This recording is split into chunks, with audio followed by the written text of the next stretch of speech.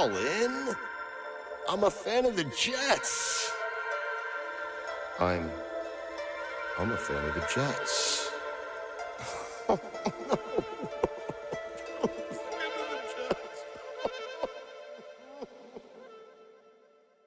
The Jets.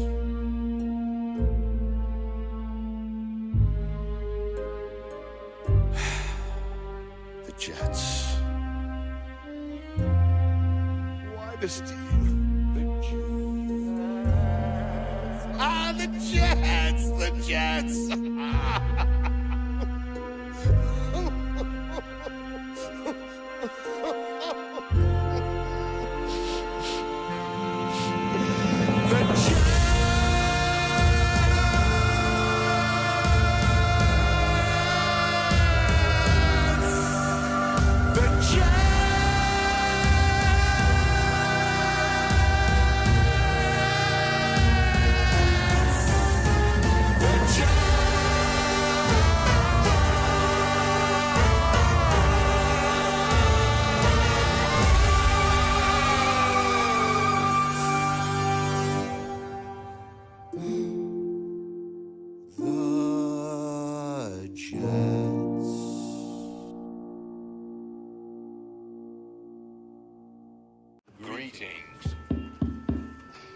Greetings to all.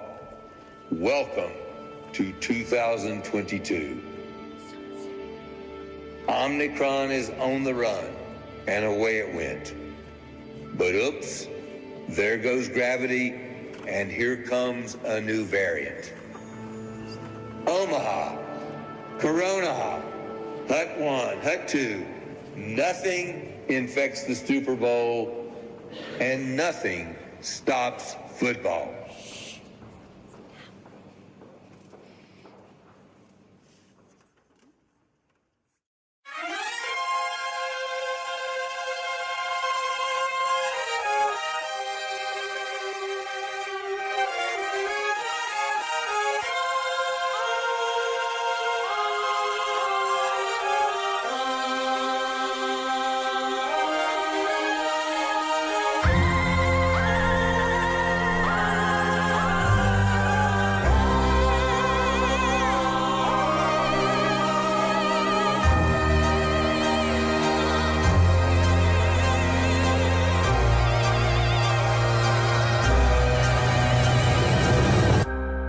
Racism, greed, trauma to brain and spine. And yet, I cannot look away. Heroes are dead. Science has their heads. Oh, is there no escape?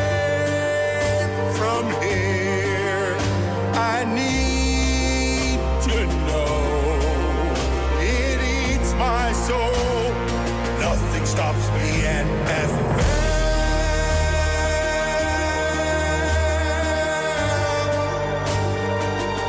Is this heaven or hell?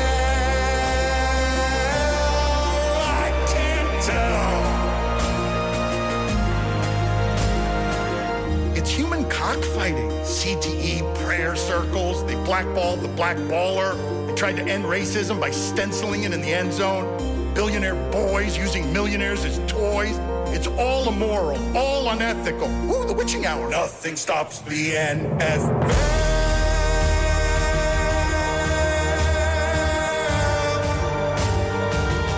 Is this heaven or hell? I can't tell.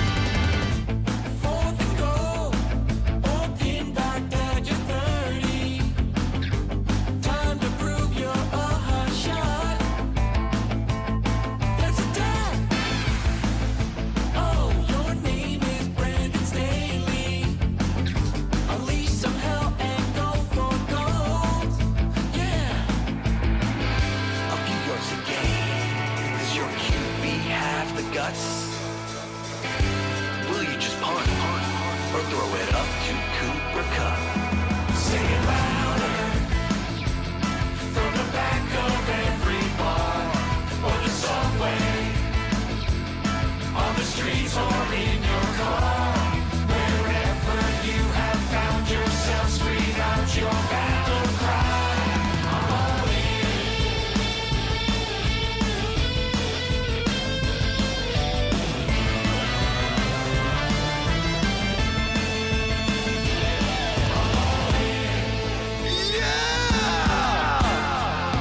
One play at a time, boys. One play at a time. Winning isn't everything. It's the only thing.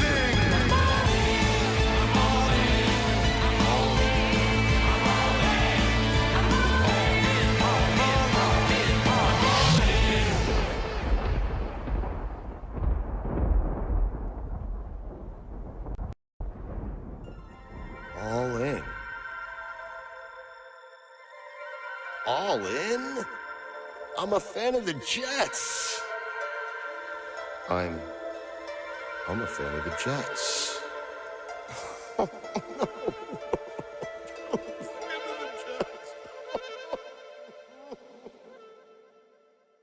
The Jets.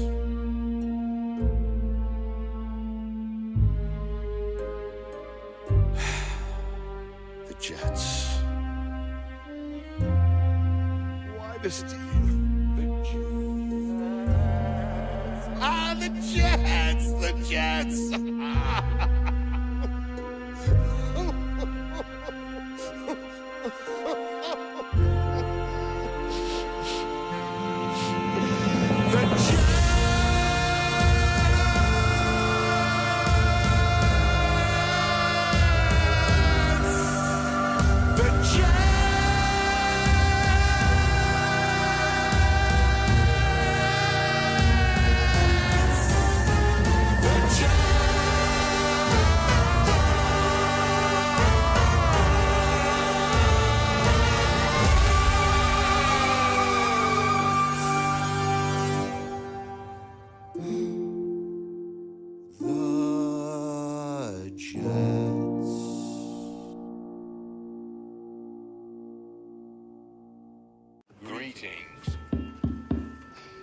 Greetings to all. Welcome to 2022. Omicron is on the run, and away it went. But oops, there goes gravity, and here comes a new variant. Omaha, Corona, Hut 1, Hut 2, nothing infects the Super Bowl, and nothing stops football.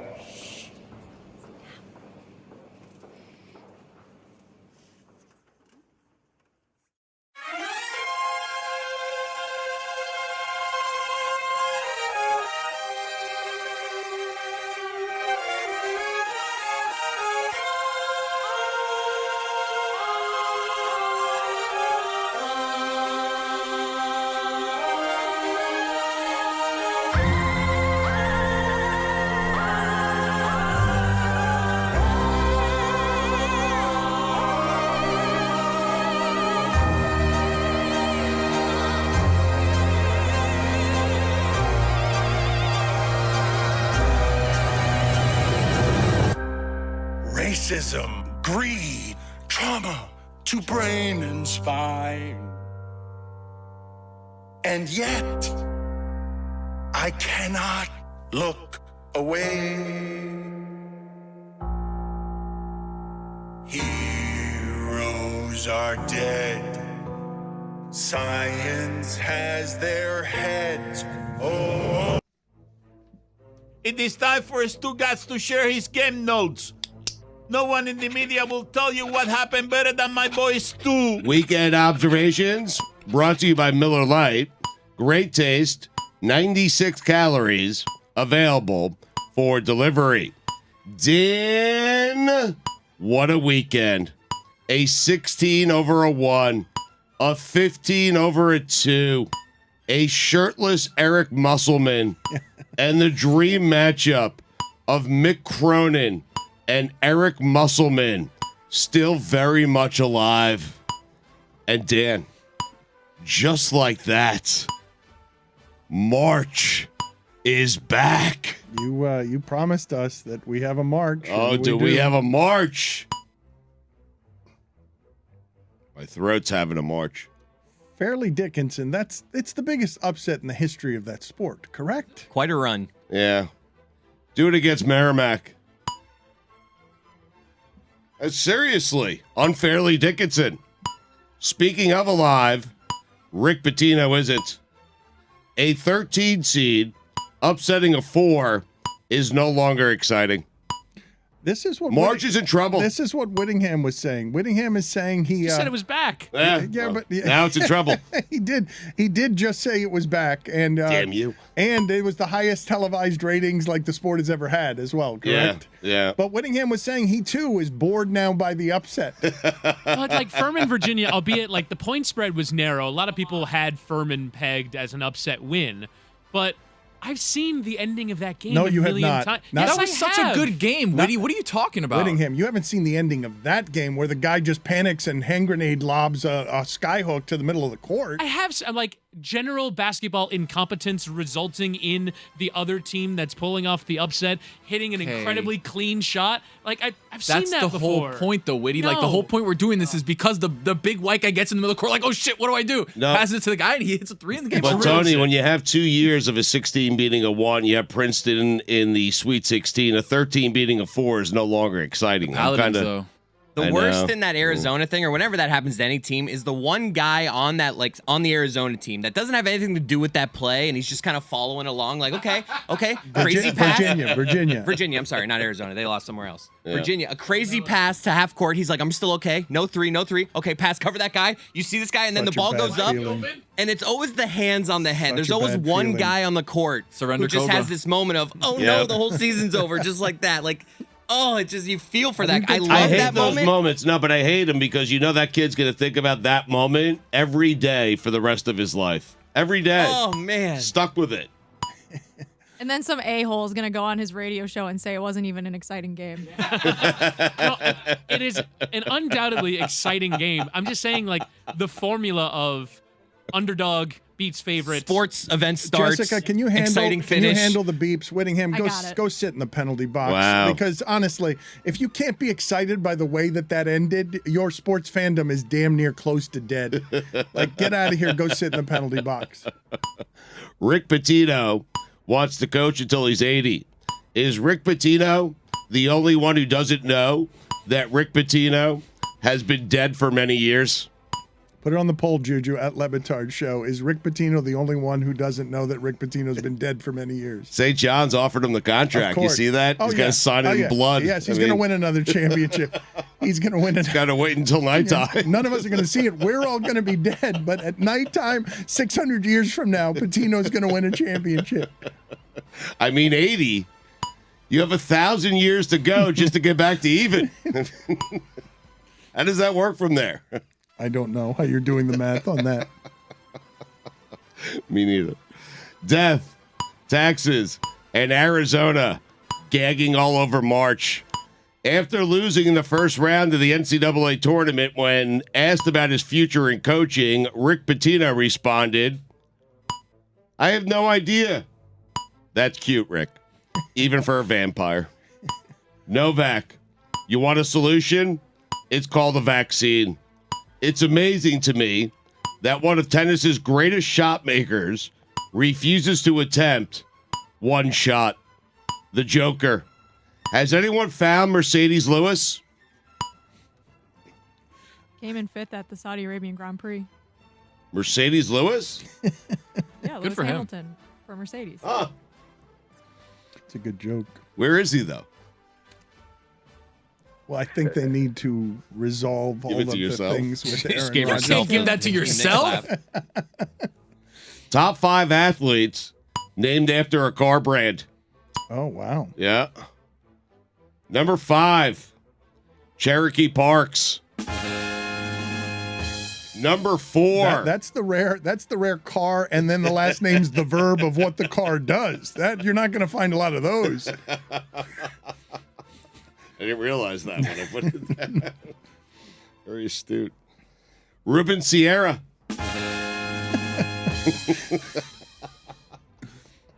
Number 3, Truck Robinson. Number 2, Jerome Bettis. No, Busted. I know, but that truck's not his real name. It's not the type of a car. It's you're taking liberties. Number 1, Andy Van Slyke. Dan. I think those last 3, man. That was a bad list. I could have got Cadillac Williams. You're right. I didn't do it. I went with the bus. TJ Ford. We started off really strong. A lot of Fords. Whitey Ford's probably the Ford I would have went with. I mean, slightly better than TJ. You went Bronco Mendenhall. Bronco Mendenhall. Yeah. I'd like to do that again at some point, but not now. Cherokee Parks. Jane Honda. Yes, of course. Fuera. You go sit in the penalty box. What? Jane Honda, not an athlete. Like, what are you doing? It's not her name.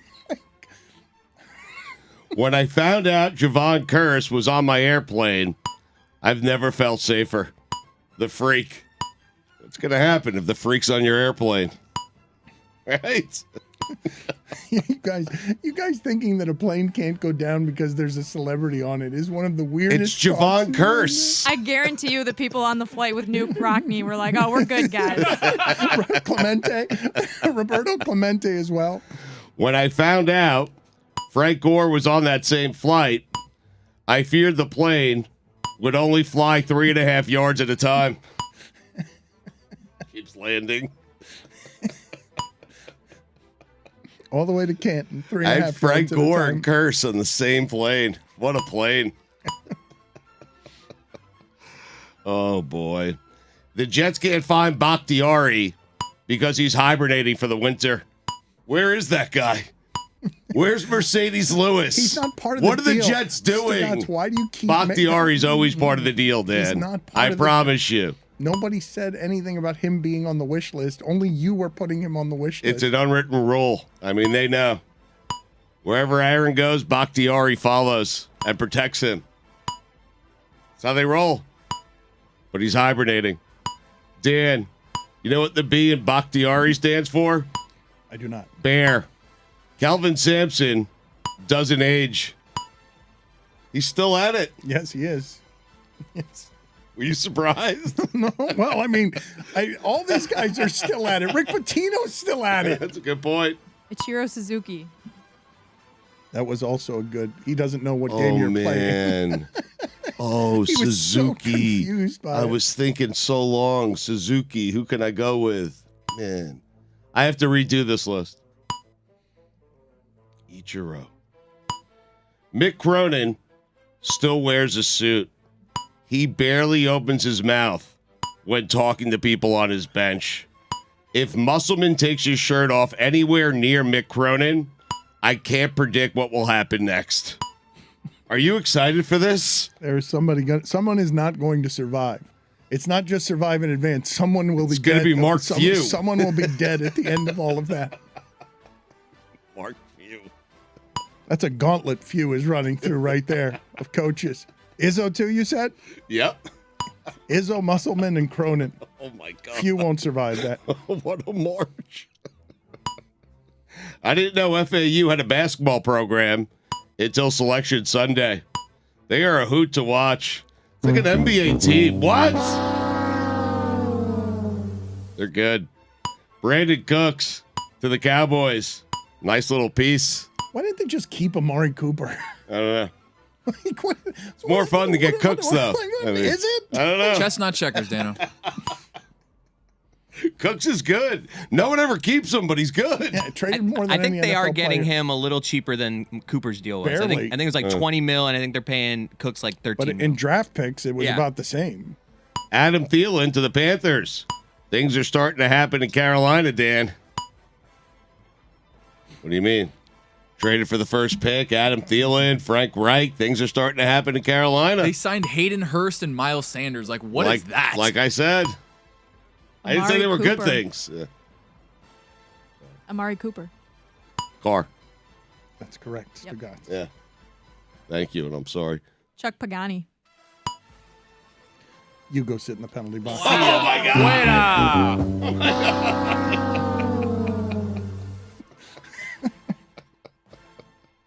Death, taxes, and Tom Izzo advancing to the Sweet 16. No market in America cares less about college basketball than South Florida, and yet we have 2 of the final 16 teams remaining. I was on a plane on Friday night going up to New England where I have my MLS game, and there was not a single person on the flight that was watching the Miami game. We were flying out of Fort Lauderdale. There was not a single person watching the Miami game. Would you walk up the entire plane and check every TV? I was I've done that, looking though. in front of me. Were you looking for someone else to high five or something? Yeah, actually, I was. It was late in the game. Excuse me, chaps. Anyone watching? Somebody hit a big three. University of Miami? Someone hit a big three, So and I sad. let out I did like a big fist bump You over were the my only seat, one? and I was like looking around. Is anyone? No. Okay. Embiid, Jokic, Embiid. I don't care who wins the MVP. Both of you, do it in the postseason. Seriously. People criticizing Jet fans, wanting them to act like they've been there before. Here's the problem. We've never been here before. We haven't. We wish this wasn't the highlight of our fandom, but it is. It's weird. I'm not going to apologize for it. Sister Jean taking some sort of credit for Princeton collision course. It's going to happen. Dusty May is having a march. Speaking of March, I told you so. Every Netflix show I watch either has someone neck deep in a lake or someone being lost in the woods. Every show I watch, every one of them. I mean, they get me every time. You stick a picture of someone who is neck deep in a lake going the wrong way, and I will watch you. What does that mean? I don't have any idea Neck what he's deep talking going the about. wrong way? Drowning. I don't know what he's talking about. Like, I don't know any of the Netflix shows he's talking about. So in the drowning, they're drowning down though. They're like above the water, but they're drowning. You don't know if they're going to survive or they're going to keep going down. I mean, that's why you watch. He's right. It's every episode of Outer Banks. Yeah, she's Whatever right on she that one. said. Yeah, Outer Yes. Banks. OBX. That's the show I'm talking about. It's a good show. We all know Not that really. we all know that all of our Netflix experiences are different, right? Stugotz gets more of these because he watches them. Yes. But They we're- recommend them to me. Yeah, we're all Right. algorithmically different. Yeah. It's always a piece of clothing hanging off a branch in the woods somewhere. I mean, That one I know what you mean. That one I know what you mean. I'm in on that one. and the feature film, like the feature of the day, nearly impossible not to watch. Little glimpse, cup of coffee. See if it's good. Hooks me in. Seth Greenberg said if Alabama gets past San Diego State, they'll win the national championship. But also said San Diego State will not be a cakewalk. And that, my friends, is covering all your bases. I want to say this will be Drew Timmy's last opportunity. It's really not covering all your bases because they can get past San Diego State and then lose. No, but he's saying that they're going to win. But it won't be a cakewalk. I know, but they can get Beat past. San Diego State and they win. The whole thing. Enchilada. That's where they would meet. Ball of wax. That's where they would meet at the end. Yes. That's the only place they can meet. It's the only two options, according to Seth Greenberg.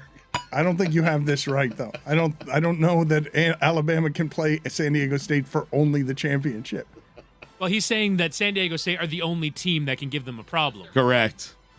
And it won't be a cakewalk. It won't be a cakewalk. But if they get past it, right. National title. Yeah, if they walk past the cake. But there's other teams. Yes. But they can then lose after that. Seth is saying no, it's Seth over. is saying This nobody is else it. can beat them. It's just San Diego State. Only San Diego State. They're the only team left Tony that can Gwynn? beat them. No reason to watch the rest. I mean, this is the national championship game. I love March. Do you know if this is Drew Timmy's last opportunity? I don't. Does anyone? Be playing until he's 30. Oh, my God. Who would have ever thought that a guy named Gabe Plotkin would be an upgrade over Michael Jordan? As bad as Michael Jordan has been as an owner, LeBron will be worse. Soccer has its group of death. March Madness has its bracket of hell. Izzo, Cronin, and Musselman. Speaking of hell, Art Briles. Dan, those are the weekend observations.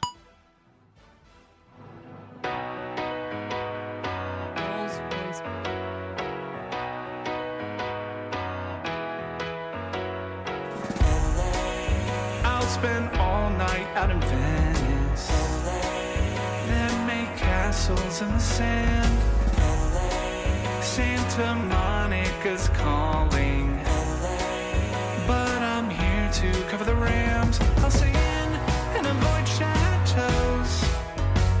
If I booze, then I'm on Skid Row.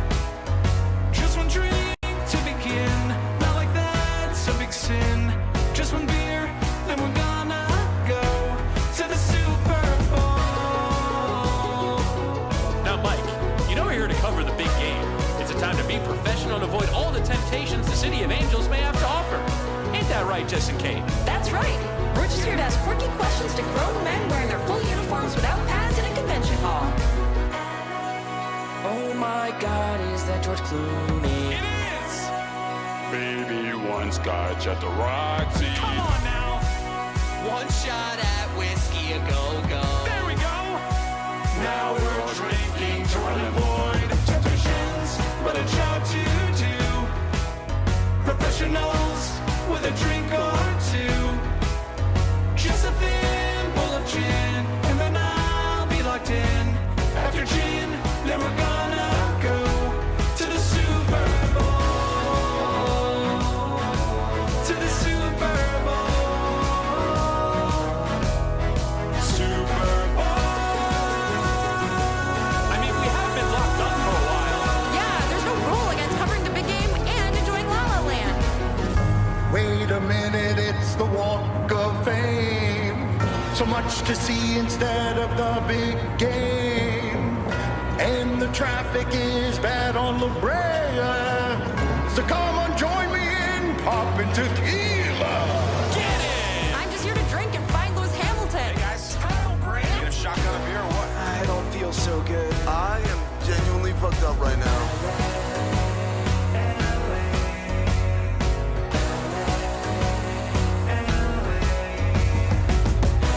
To the Super Bowl. To the Super Bowl. Super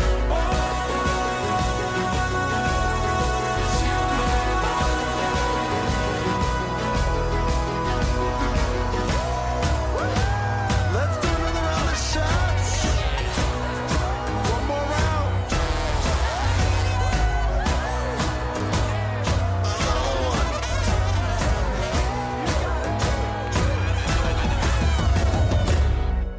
It's showtime, buddy.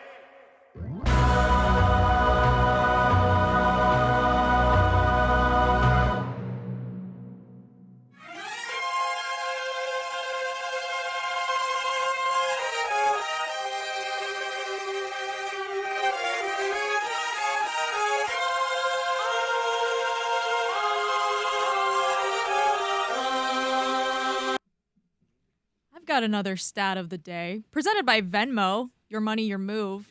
This comes courtesy of the Just Women Sports newsletter. Last night, Dan, Stanford, the number one seed in the women's bracket, got upset by Ole Miss. They are the first number one seed to fall short of the Sweet 16 since 2009 and just the eighth number one seed to lose in the first or second round in the history of the women's tournament. Kate Fagan and I have Tara Vanderveer on Off the Looking Glass this week. We talked to her before this historic upset. So congrats to us on fantastic planning for Off the Looking Glass. Check it out wherever you get your podcasts. Feel bad for whoever's editing that. I was surprised when I saw that on the cover of ESPN.com because I don't feel like the one seed almost ever loses until late, and you've just since 2009. Yeah, you've proven it. There's always such a big imbalance between the difference between the 1 seed in women's college hoops and the 16 seed. I feel like the gulf is way bigger. And you just don't. But closing now, right? Yeah. As the sport grows, you see Stanford at home. I don't remember where the game was. Yeah, because that's the other part of the first two rounds is there's home court. Yeah. Like Miami are away tonight against the 1 seed Big Ten champion Indiana, and you're an even bigger underdog because you're playing on the road. And there's also always like seeding issues. Like Stanford was a controversial 1 seed to begin with because they started out really strong and then they slid a little bit during the conference tournament. They ended up losing the second round. They lost late in the season to Utah. And Washington State, who ended up winning the Pac-12 conference championship, ended up getting a higher seed because of that. And they got upset in the first round, upset in air quotes by Florida Gulf Coast, who I think most people thought was the better team, but because they're in a smaller conference, don't get the benefit of the doubt. It's kind of the same thing that happens in the men's side with, different conferences getting favoritism for their seeding. So, but that goes to show you what a historic upset it is because we planned this out ahead and thought surely the Stanford Cardinal will make it to the second weekend of the tournament. We had Cameron Brink on last week, who's one of their best players, and Tara Vanderveer on this week. And we were like, oh, we'll be fine because as long as they make it through the first weekend, which, of course they will. They're the number 1 seed. We'll be fine. I don't want to blame you guys. But, I mean, there might be a little bit of a jinx happening. However, I don't think so because we had Aaliyah Boston I don't want to on blame you. our first episode, and South Carolina is one of the first teams, I think, in like 2 decades to win 40 games in a row, something like that. I mean, they're breaking records left and right. Off the Looking Glass, LeBatard and Friends Network. You should find it wherever it is you get your podcast. Speaking of jinxes, we had Dusty May on earlier, and he didn't know, the FAU coach, he didn't know what his bonuses were, and I promised not to say it while he was on the air. You're calling him a liar? I mean, I'm sure he knows what he knows. What's going on. I mean, come on, what are we doing here? Brave of you to do it a full hour after he's No, left I did the it while he was premises. on, just off mic. Okay. He was Yeah, he also did it to me, I trying heard he was also trying to get Stugotz to ask him what his next job is going to be. When you asked him about recruiting, I was like, for Notre Dame? We're in negotiations to see if we can indeed get Chris Cote on the bench at Madison Square Garden. We should send them this segment. This will really waving a win them towel. over. Yes, right. But he, for a salary, Stugotz, makes about $500,000 a year. Right. And in bonuses, he's made $700,000 so far. So he has one-upped his salary just by the run that two South Florida the second of the South Florida teams in the Sweet 16 is made. When FAU gives that contract, do you think they put in like the price for the Sweet 16? Laughing. There's never a chance in hell we'll have to play this money. This guy has a Sweet 16 clause. This fool we hired thinks we're going to the Sweet 16. He's adorable. They should put a clause in there where it's like, if you get to the Sweet 16, you have to stay for one more year. If you reach it, you're stuck with us for an extra year. At least one. Let's update March Sadness here a little more. The South Bracket. Again, we will tell you that this is all sponsored by Dollar Shave Club. Number 1, Alabama, Stugotz, has looked overwhelming all year. That means this is still in the tournament. Chris Sims looked like the father of your 10-year-old son's bully. So true. Gone from the tournament. Number 8, Maryland. Brian Dayball looks like the helpful Home Depot employee who always wears his lumbar support belt. Before we move on, we're kind of debating back here. Chris Sims to his son, who's a bully, is he like encouraging this behavior, or Standing is he right like behind is him. he the like strict parent that's like, no, do not be a bully? You've got him. You've got him just. I've got him standing behind the bullying kid, like, his hit son, him harder. His son has become such a good bully because he has a father who encourages it and looks Learned like at the Chris knee Sims. of Chris Sims. Yes. Yeah. No, Chris Sims is calling the other little kids soft. That's right. Mm-hmm. And his father. And is bemoaning kids nowadays. He's talking Chris to Sims the. is bullying the other dad. He's talking to the other parent, calling Yes. the kid soft to That's the right. parent. Yeah, That's for right. sure. Also gone from the tournament, number 9, West Virginia. Alex Caruso looks like the lovable supporting character who is going to die tragically in a World War II film. Early in a World War II film. Inside of 20 minutes, yes. Number 16, Texas A&M CC is also gone. Zach Taylor looks like he's waiting for his waiter to come back so he can ask for a side of ketchup. San Diego State Stugotz has advanced. Again, if you were listening earlier, their all-time basketball assist leader is Tony Gwynn. San Diego State has advanced. That means this has advanced. Brandon Staley looked like he can never remember if he turned off the oven before he left the house. Good. Steve Fisher still there? Or? That means this is gone as well. Andy Dalton looked like a camp counselor who constantly gets pants by the campers. Red Rifle. Also gone is this. Kim Mulkey looked like the TV psychic from the 90s who just spoke with your dead grandma, or maybe it was your childhood dog. Also gone this. Adam Silver looked like a Van de Graaff generator at a junior high school science lab. What the hell is a Van de Graaff? None of us know. We will update more tournament in a second, Stugotz, but I did want to get to this spring training sound again from Chris Cote and Billy Gill because it was really good. And if you missed it, this is the second time that Chris Cote and Billy Gill have made fools of themselves on the broadcast. I think, oddly enough, before we get to this new and fresh sound, I think the funniest sound from what we've already played, and all of the clips were spectacular in their incompetence. But I don't know if there was anything funnier in any of the clips than just this as an aside. Marlins losing 10-0 here in the third. Still early, Kyle. 9-run second didn't help. All of us learning at the second time, at the same time, what the score of the game was. Marlins losing 10-0 here in the third. You can make the argument us being there on that day was perfect because there was a lot of time to fill. Because they've been bragging about how fast these spring training games have been, but of course we had the longest one of the spring because of a few really long innings. What was the final? 10-0 here in the third. 16-2, the Marlins lost. Wow. Let's play another clip from Billy Gill and Chris Cote doing Marlins spring training baseball on the radio. We should get through the Trevor Rogers stuff early, though, because he's probably only going to go 4, right? Well, last time he went 4. It would be really good if he went maybe 5. That damn Jordan Walker wasn't fouling off so many pitches, you know? Did you just swear on the air? Oh, can I not say that? No. Let's refrain. Might have to hit the dump button back in the station, folks. There's a swing of a line drive up the middle and a base hit for Nolan Gorman, leading off the top of the second inning. I thought I was coming in hot last inning. Billy really just taking the mantle. Yeah. All right, so the issue here is Kyle is very rarely around cursing. So I think damn is safe. Billy called some player this damn guy, and you should have seen Kyle was just like trying to do the call. I think we need to dump this back in the studio. Like Kyle was freaking out. I don't think it's a curse word. I think they were safe, but it was just funny to see the fear on Kyle and Billy because you know Billy, he's a rebel rouser, but he doesn't actually want to offend any. So when he thought, oh my God, I just cursed and they had to dump something, the look on Billy's face was the best part of that. Imagine if he said stovetop pudding. Did you just swear on the air? Oh, can I not say that? No. Let's refrain. Might have to hit the dump button back in the station, folks. There's a swing of a line drive up the middle and a base hit. That wasn't all Billy did to bring it to a dark place. You got to play this clip. It's a little bit longer, but it's chef's kiss here from Billy. I have a morbid question for you, Kyle. Oh, fire away. Now we're talking. Okay, so you see this man that's walking here. He's walking in with a Cardinals jersey that says "Together."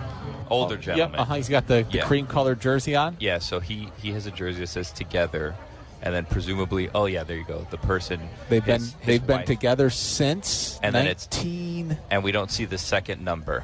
Right. Oh, that's adorable. Well, yes. Heaven forbid though, one of them passes. Oh wow. Do you retire the jersey? Yeah. Oh yeah. Okay. I think the question is, do you put it in like a case? Do you frame it? First pitch of Joey Wendell's a called strike. Maybe you buried it with the person, right? Boy, we have taken a dark turn. You're right. Yikes. Maybe. The 0-1. Swing and a miss. You can go ask him. That'd be wild. I mean, he's kind of close. We could just shout down. No, let's not. No, let's not. You erred on the side of caution there. That's good. 1968. Together since 1968. Oh, they have a long way to go. Do they? 0-2, swing and a miss. They've been together 55 years, those two lovebirds. That's beautiful. You don't care. Solid math. What do you mean I don't care? Kyle. I love love. Kyle, did we pull the calculator out on the computer? Or was Not on my phone. It was on my phone. I must hate you guys so much. Like it's unbelievable that's the 2-2. That's always funny. The 0-1. No matter.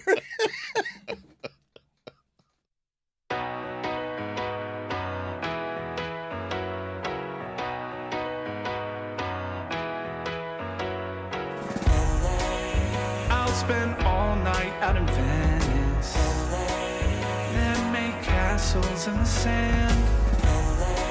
Santa Monica's calling, but I'm here to cover the Rams. I'll stay in and avoid chateaus.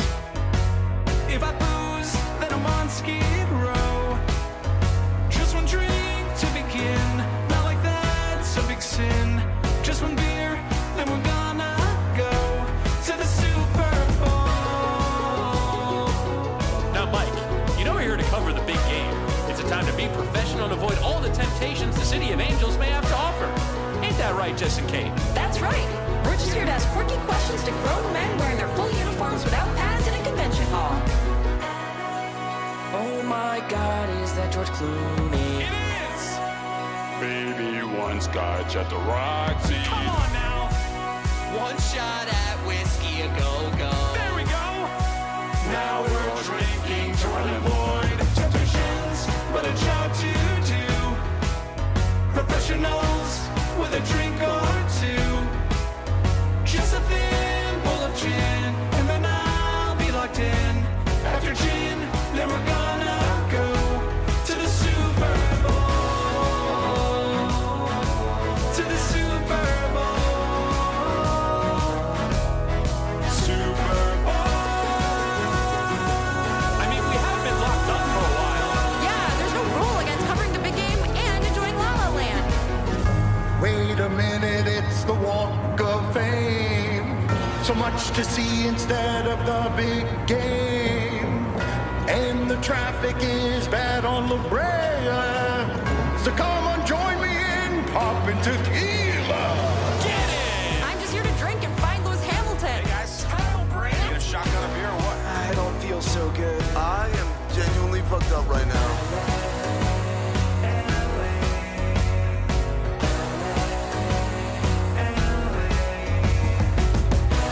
To the Super Bowl. To the Super Bowl. Super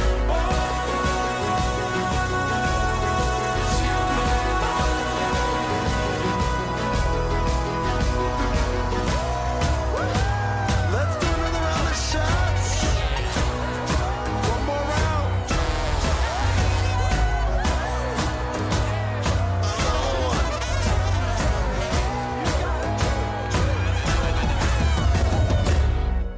It's showtime, buddy!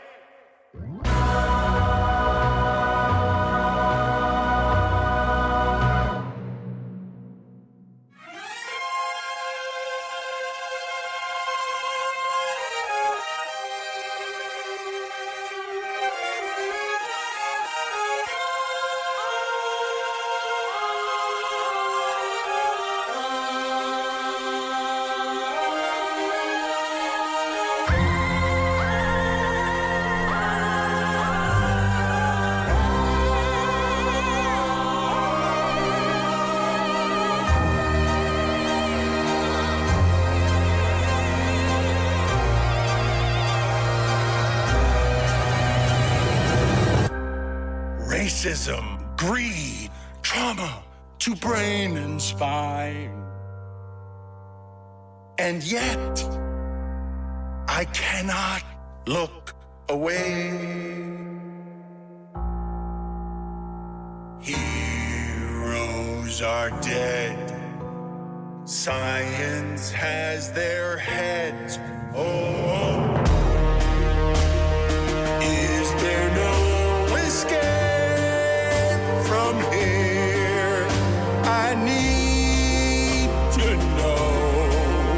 It eats my soul. Nothing stops the NFL.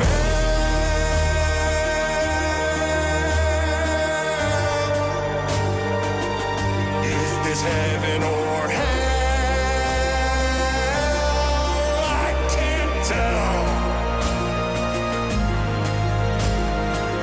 It's human cockfighting. CTE prayer circles. They blackball the black baller. They tried to end racism by stenciling it in the end zone. Billionaire boys using millionaires as toys. It's all immoral, all unethical. Ooh, the witching hour. Nothing stops the NFL.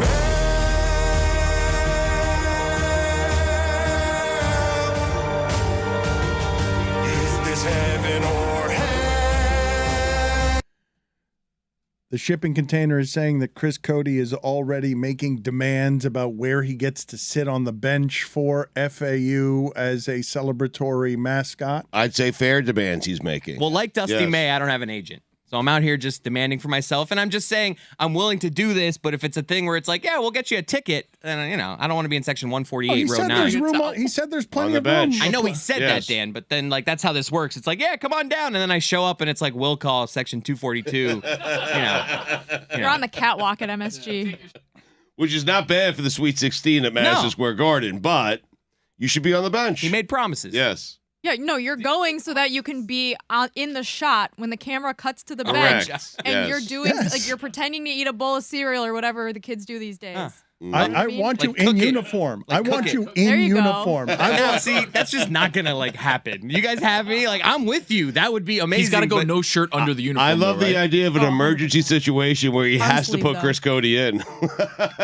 I'll settle very, very happily for people all over our country because you're in uniform wondering when they look at you, wait a minute, that guy plays? Who's this chubby kid for FAU? But you're also going to be shorter than everybody. So basically, they'd be looking at you and they'd be like, well, based on his size, so quickness is what they have him for, is it? It's a great advertisement for our show. I mean, and the games are on TNT. No weird ESPN stuff going on. I kind of would prefer, though, if Chris were like the guy in a polo and slacks that has to run up and put the chairs down for the timeout huddle.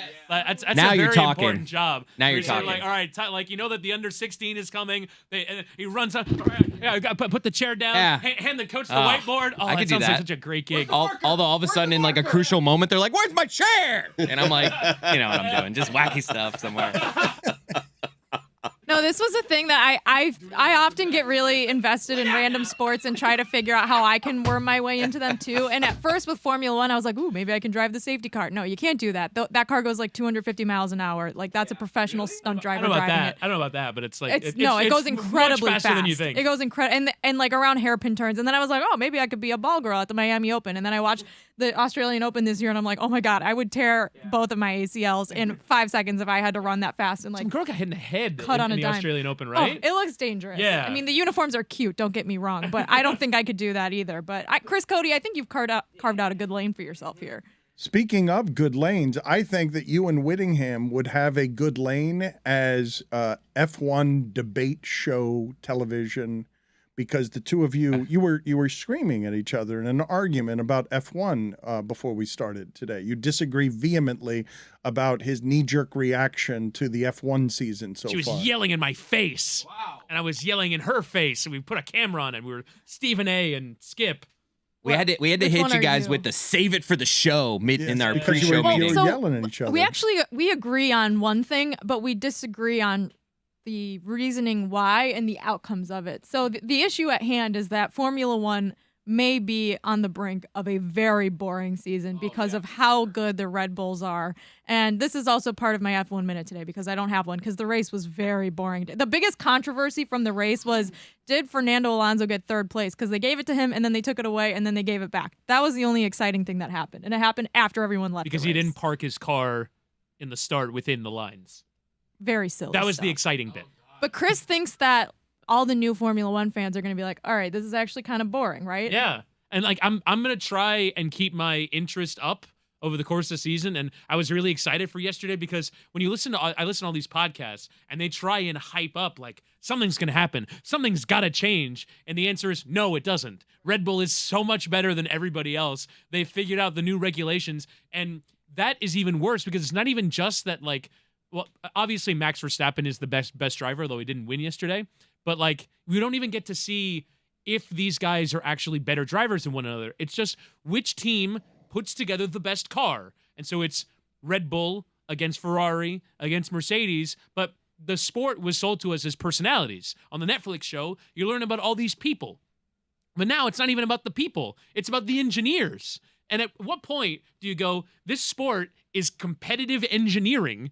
That like it was sold to you as one thing. It was that thing when in 2021, in 2022, incredibly close races, and then all of a sudden you're asking all these people, this new fan of this thing, to be like, it's not about the people anymore, it's about the engineers. It's not interesting. I disagree that new Formula One fans don't realize that. Like, the whole sport is creating the cars. And yes, there are drivers that are better than other drivers, but, you know, you have to have a fast car to win. Yeah. But I also think that the bigger problem this season, it's not that Red Bull has the fastest car and the best two drivers on the grid. It's that there's no Nepo babies crashing late in the race, causing a safety car and wreaking havoc, because that's what we need. That's what makes the ends of races interesting. Sometimes you get a weird, wacky safety car. Last two races, there was one safety car. It was actually someone's It was the son, Nepo baby. It was but the lone Nepo baby. The lone Nepo baby, who was actually a very good driver. So, you know, it wasn't his Works fault. hard. His car broke down. But, like, you know, when I started watching Formula One, you get a Nicholas Latifi crash here. You get a Mick Schumacher's car is in half here. You Nikita get Mazepin. Yeah, you get a little bit of this and that. And now this season, all the drivers are really good, so no one's screwing up as much. It's good because, you know, it's important. Are you thinking that Whittingham is going to end up being right, that it will end up being comparatively a boring season? Because it can't be about the engineering. Well, you need narrative, storylines, personalities. The human beings have to be what's being rooted for. They are, but I would say, like, it depends. There's only been two races. Witty's right that the first two races of the season have been really boring. Like the Saudi Arabian Grand Prix yesterday, Max Verstappen's car broke down during qualifying, so he started in 15th, and he still finished in second place in the race because he's so fast, and all the other drivers just let him go by. No one even Get out of the way. No one even attempts to challenge him. He had the fastest lap, though, right? Yeah. Well, that was a controversy in itself. Stu, look at you. Yeah. Fair play. Ooh. But yeah, so Max Verstappen's car breaks down in qualifying. He qualifies in 15th out of 20th. So going into the race, like, all right, we have our intrigue. This is it. Max Verstappen's not going to win. What's the drama going to be? But I looked on DraftKings. He was plus 130 to win the race from 15th. He had to pass 14 cars to win, and he was only plus 130, and he only didn't win because his teammate, Checo Perez, was fast enough to hold him off. But otherwise, it was a foregone conclusion that Max Verstappen was going from 15th to second. And he did it less than halfway into the race. He was in second. Yeah, they have like just leaps and bounds. Lewis Hamilton said it might be the fastest car he's ever seen in Formula One, like in all of his years of racing. Like, this is the fastest car he's ever seen. But I don't know. I think there's still an opportunity for other things to happen through the course of the season that will be interesting and keep people's It's not going to be a race engagements. to the championship, though. That's the thing. Yeah, Like, we know who the champion's going to be in week 2. It rarely is, and that's what I think. I think most fans understand that. Like, 2021 was an anomaly. You're never going to have a situation. I doubt there will ever be a situation where you'll have the top 1 and 2 guy racing the final lap of the final race. The winner takes all. Like, that just doesn't happen very often in Formula One. That was the introductory season for a lot of people. 2021 was this huge bump in ratings for ESPN, and a bunch of people got into it. And that it's sort of like jumping into the middle of like the Patriots losing to the Giants in the Super Bowl. That was your first NFL season. It's like, wow, it's going to be like this every year? No, it's not. And I'm kind of curious like how much that interest is going to fall off and how much it can be sustained. It's going to be a pretty boring season. I think we need some funny business up in here. Yeah, let's go. We need some chicanery. Drop some banana peels. Get some teammates, like, run them into the boards or something. Banana peels make everything funnier. Yeah. Put it on the poll, Juju, at Lebatard Show. Do banana peels make everything funnier? Stugotz, I want to update March Sadness, brought to you by Dollar Shave Club, because I believe that this bracket that I'm going to reveal right now is the one that has the most looks likes that are going to hurt to see gone from the tournament. Okay. That it really stinks that this is the winner, that Creighton is the winner, and that all of these others are knocked off. So this is going to advance. Andy Reid looks like someone who looks at your chicken wing bones and says, there's still meat on those. And I think all of the ones eliminated are better than that. Like, for example, number 3, Baylor. Booker McFarlane looks like he came from the future to warn his younger self, Zion Williamson, about tax evasion. That is better. Really good. Upsets happen, though, Dan. It's March. I know. Thank you, Stugotz. Number 11, NC State is gone. That means this is gone. Greg Norman looked like he owned the island where he hunts other men for sport. That was too high. I'm not certain he doesn't. Too high or too low? Too low. Too high? High or low. Tony, go sit in the penalty box again. Dan. Number 14, UCSB is gone, and this hurts. This one is way too low. Quinn Snyder looked like the guy sitting at the end of a dusty small town bar who, when you ask him, are you Quinn Snyder?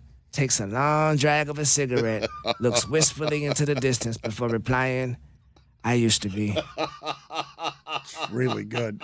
I wouldn't have had any problem with that being a 1 seed. Alabama. Remember upsets though, Dano. Yeah, thank you, Chris Cody. In the meeting, when I strongly advocated for that one. In the selection committee meeting, if it went beyond one sentence, the entire room was like, nope, get it out of here, put it low. They don't like the long ones. They don't like the long ones. So it was the selection committee bias. Well, Adam McKay and Mike Schur were also writing some of the long ones, and They they're couldn't just not funny They guys. couldn't get in. They did not get any in. Mike Schur and they are responsible, and Adam McKay, responsible for a good deal of comedy content in our lifetimes, could not get into the tournament. A little peek behind the curtain here of how this works. We read these out loud, and then I go 6. Yep.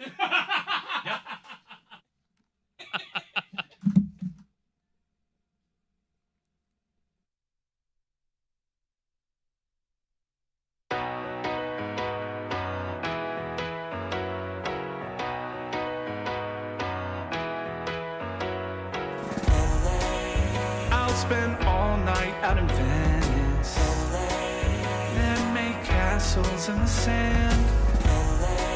Santa Monica's calling, but I'm here to cover the Rams. I'll stay in and avoid chateaus.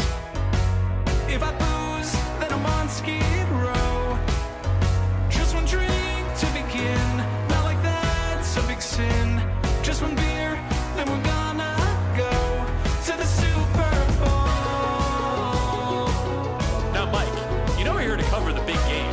It's a time to be professional and avoid all the temptations the City of Angels may have to offer. Ain't that right, Jess and Kate? That's right. We're just here to ask quirky questions to grown men wearing their full uniforms without pads in a convention hall. Oh my God, is that George Clooney? It is! Baby one scotch at the Roxy. Come on now!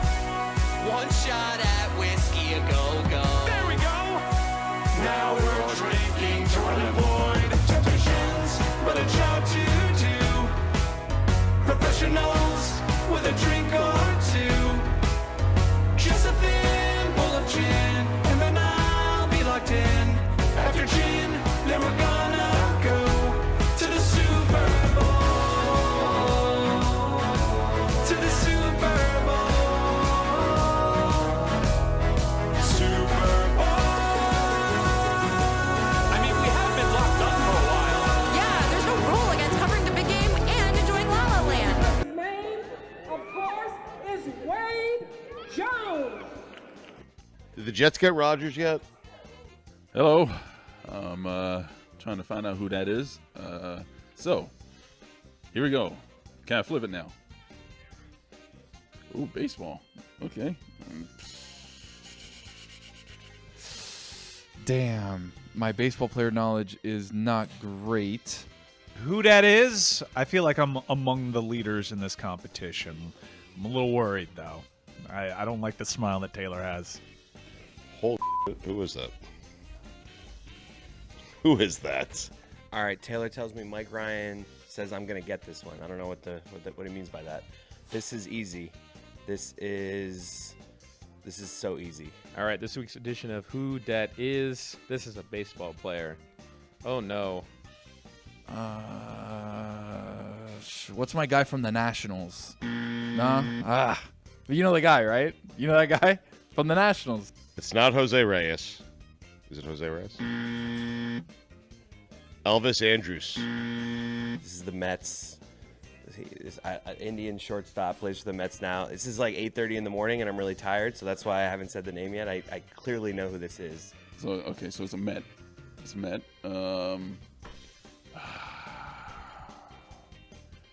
It's a Met. I don't know my own players. He plays second base, right? No. He plays outfield now. He used to play second base. No? No. No, I do not know who this is.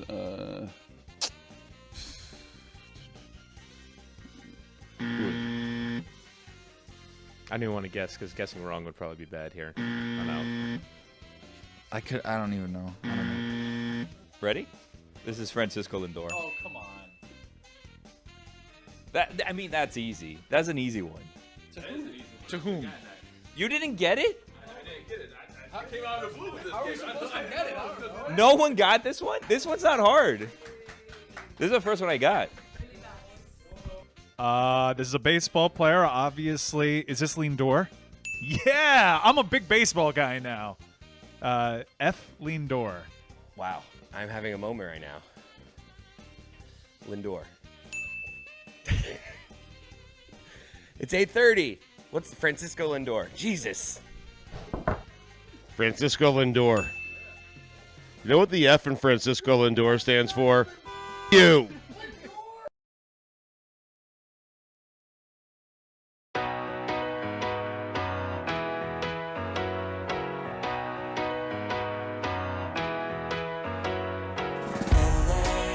I'll spend all night out in Venice, then make castles in the sand. Santa Monica's calling, but I'm here to cover the Rams. I'll stay in and avoid chateaus. If I booze, then I'm on Skid Row. Just one drink to begin, not like that's a big sin. Just one beer, then we're gonna go to the Super Bowl. Now, Mike, you know we're here to cover the big game. It's a time to be professional and avoid all the temptations the City of Angels may have to offer. Ain't that right, Jess and Kate? That's right. We're just here to ask quirky questions to grown men wearing their full uniforms without pads in a convention hall. Oh my God, is that George Clooney? It is! Baby one scotch at the Roxy. Come on now! One shot at whiskey, a go-go. There we go! Now we're drinking to avoid temptations, but a job to do. Professionals with a drink or two. Just a thimble of gin, and then I'll be locked in. After gin, then we're gonna go to the Super Bowl. To the Super Bowl. Super Bowl. I mean, we have been locked up for a while. Yeah, there's no rule against covering the big game and enjoying La La Land. Wait a minute, it's the Walk of Fame. So much to see instead of the big game. And the traffic is bad on La Brea. So come on, join me in popping tequila. I'm just here to drink and find Lewis Hamilton. Hey guys, need a shotgun of beer or what? I don't feel so good. I am genuinely fucked up right now.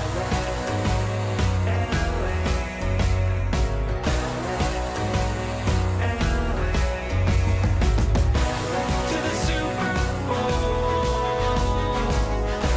To the Super Bowl. Super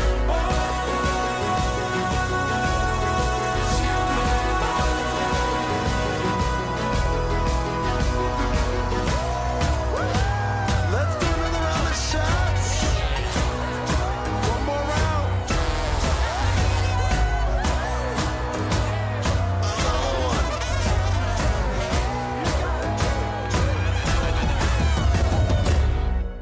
It's showtime, buddy!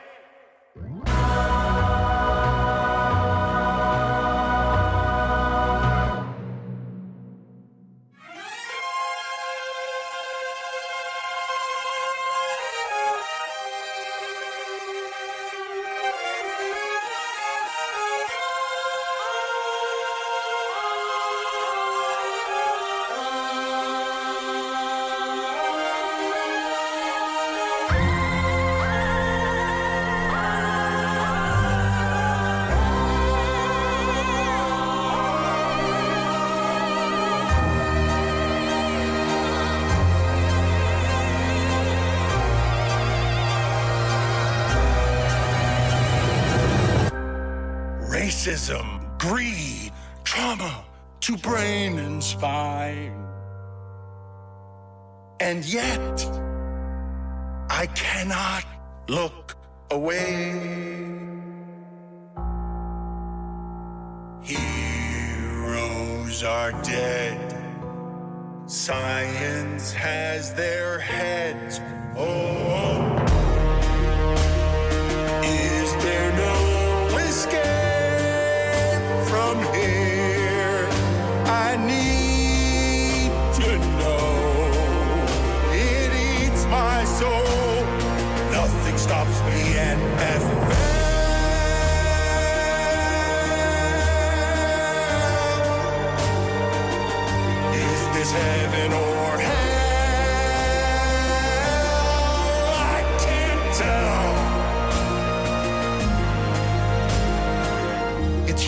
cockfighting. CTE prayer circles. They blackball the black baller.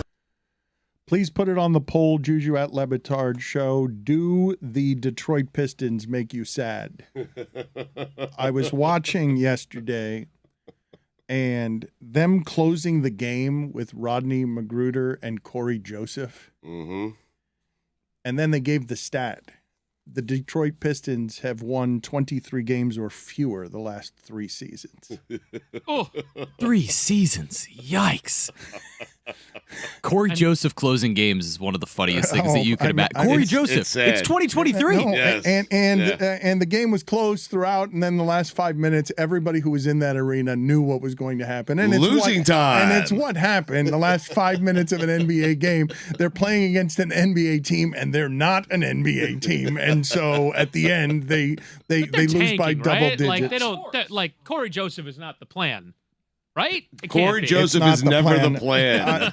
Were you able to find the Rodney Magruder sound that I was looking for? Because I thought that Draymond Green really came into the national consciousness as someone who would dismiss others in a way that was funny and rabid when he was really barking at Rodney Magruder in a way that was insulting. Draymond, what happened at the end there with Magruder? I don't know. I was in the locker room. But apparently he was taking up for Wayne Ellington. When the Rodney Magruder become the tough guy of the team? Like, I don't know, man. Everybody in the league tough these days. It's crazy. I've seen a lot of tough guys this year. I don't understand it. Don't nobody do anything. Like, if you really wanted to do something, you could have done it. Walk over there talking like he's a team tough guy. Get the hell out of here. Tough guy, Rodney. Tough guy. That's the best part. I don't know, man. There's too many tough guys in this league these days for me. But I know ain't nobody scared of no damn Rodney Magruder. Like, kidding me? It's crazy. The dismissive Rodney in the middle of that, he went and got that from his groin. Like, he got that. He went Rodney. Tough guy. Tough guy, Rodney. It's great. Rodney. It's the proper. Tough guy, Rodney. It's the proper. Tough guy. He had to do it once. You're right. It's the proper disgust in his voice. It's just so dismissive. Tough guy, Rodney.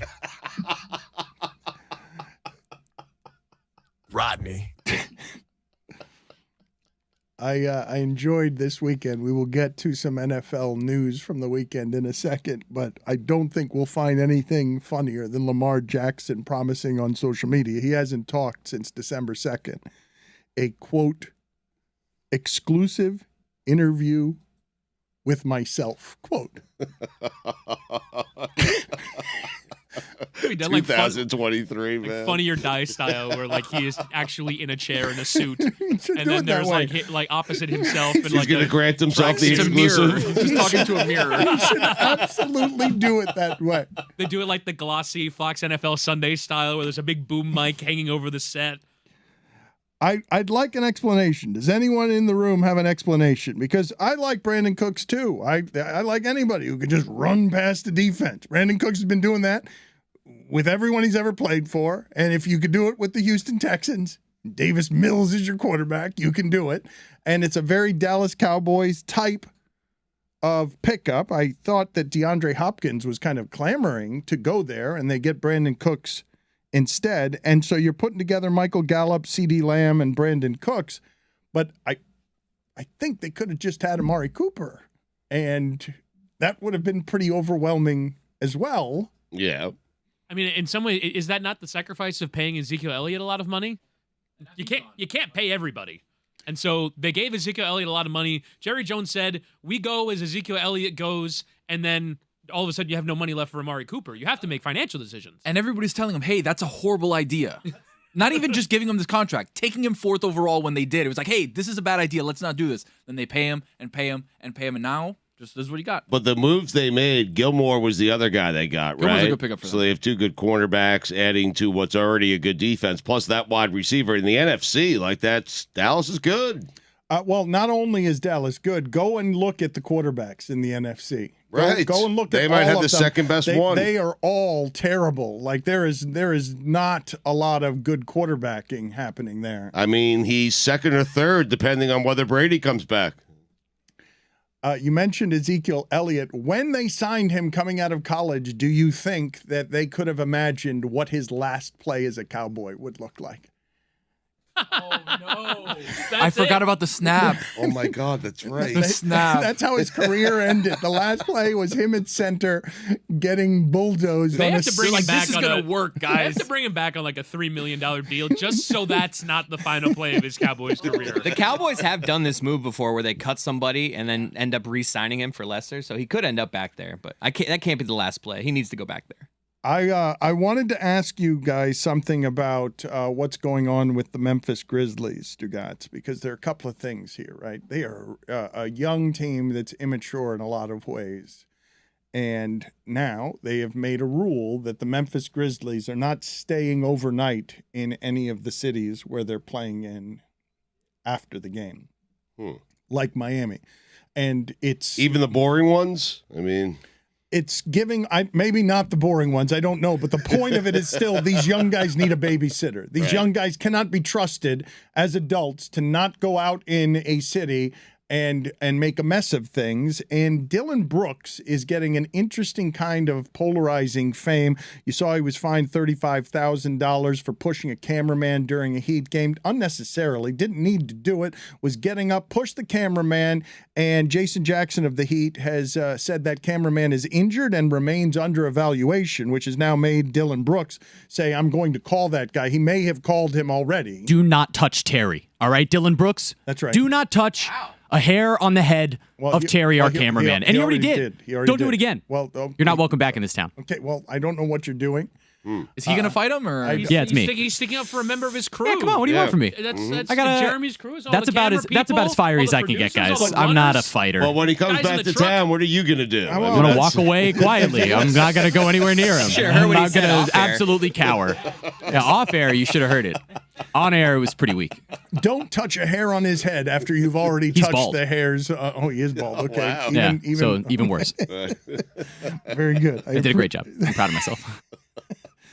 You are threatening Dillon Brooks, but what do you make of the general immaturity that we're talking about there, Stugotz, where you've got a team that wants to be ready to knock off the Warriors, wants badly for there to be the feeling of a rivalry with the Warriors. They just beat the Warriors. The Warriors lose to everybody on the road. That team's not winning the championship this year. That whole thing has expired. They're not going to be able to win the West. But what do you make after or while they're losing at Memphis? Klay Thompson is still going to the move that's an argument ender, which he's just counting with his fingers. 1, 2, 3, 4. We have 4 championships. Pathetic. You have Dillon Brooks. Yeah. It's enough It's already. the ultimate scoreboard. No, it's not. Every time you get hammered, Golden State, like they On the literally road. lose by 14 against Golden State, or against Memphis, and you're doing the 1, 2, 3, 4 thing, like they're a 500 team this year. You cannot lean on your championships every time. I think it is the absolutely lamest retort. Doing the champion, we're losing. We're losing, but we won the war. Like enough. Beat somebody on the day. You can lean on the championships as long as you're leaning on a guy who doesn't have any championships. You could still go to that until he wins a championship. That's all he's doing. I think he said, who's going to talk about Dillon Brooks when his career is over? We don't know that. No, he said no one will talk about Dillon Brooks when he's retired. Can I ask you a question? Who's talking about Klay Thompson after his career is over? God, come on. Get out of here. Stugotz, what are you kidding me? Are you going to sit around 25 years from now talking about Klay Thompson? He's the best shooting guard of all time. But in Stugotz's You'll talk about defense, Steph. yes. You'll talk about Draymond. You'll talk about Steve You're not Kerr. going to talk about Klay Thompson, one of the best two-way players we've ever seen? I agree that 20 years from now, it'll be Steph Curry, Kevin Durant that will really think back on those Warriors. Guys, I'm not hold saying we on a won't second. say. Hold on. He's James Worthy. Hold on. You guys quit. We talk about James Worthy. What are you on about? You guys are Right. being We throw him into a conversation. He's one of the guys that will be talked about with this team, but he's clearly behind Durant and Steph. I mean, he's played on a deep team. I'm with you. He's behind Steph. You're Stugotz on what?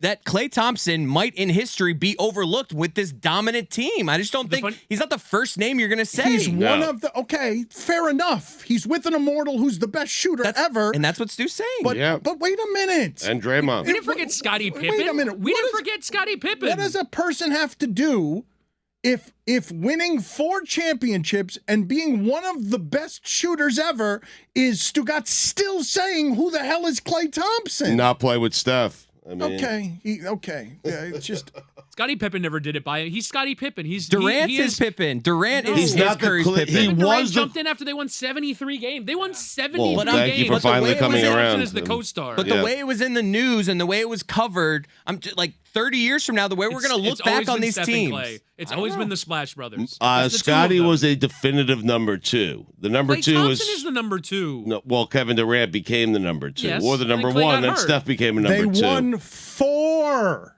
Yeah. 4. Yeah. Durant doesn't have any, according to you, and 2 when he went there. Yeah.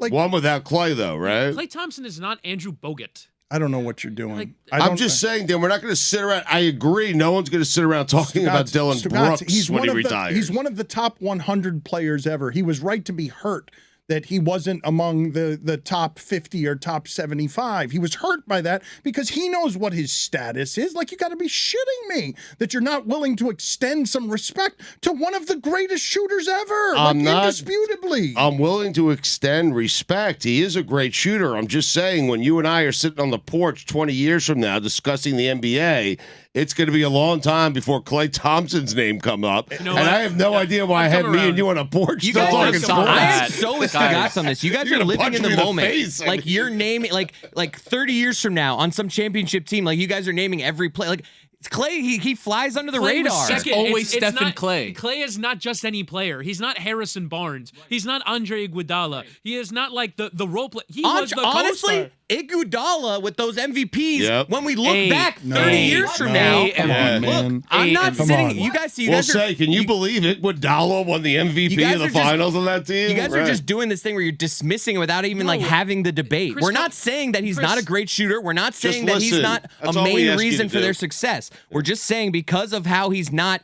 a flashy, polarizing guy, that years from now, 30 years from now, you might say Andre Iguodala before you even say Klay. I have to be honest. When I threw it out there, I did not think I would have an ally, but thank you.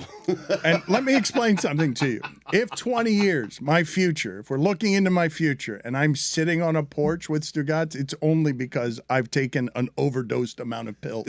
Like, I will be so unhappy with my life.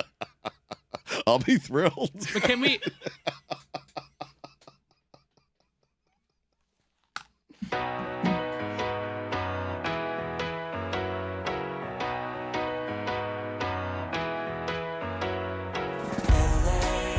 I'll spend all night out in Venice, then make castles in the sand. Santa Monica's calling, but I'm here to cover the Rams. I'll stay in and avoid chateaus. If I booze, then I'm on Skid Row. Just one drink to begin, not like that's a big sin. Just one beer, then we're gonna go to the Super Bowl. Now, Mike, you know we're here to cover the big game. It's a time to be professional and avoid all the temptations the City of Angels may have to offer. Ain't that right, Jess and Kate? That's right. We're just here to ask quirky questions to grown men wearing their full uniforms without pads in a convention hall. Oh my God, is that George Clooney? It is! Baby, one scotch at the Roxy. Come on now! One shot at whiskey, a go-go. There we go! Now we're drinking to avoid temptations, but a job to do. Professionals with a drink or two. Just a thimble of gin, and then I'll be locked in. After gin, then we're gonna go to the Super Bowl. To the Super Bowl. Super Bowl. I mean, we have been locked up for a while. Yeah, there's no rule against covering the big game and enjoying La La Land. Wait a minute, it's the Walk of Fame. So much to see instead of the big game. And the traffic is bad on La Brea. So come on, join me in popping tequila. I'm just here to drink and find Lewis Hamilton. Hey guys, need a shotgun of beer or what? fucked up right now.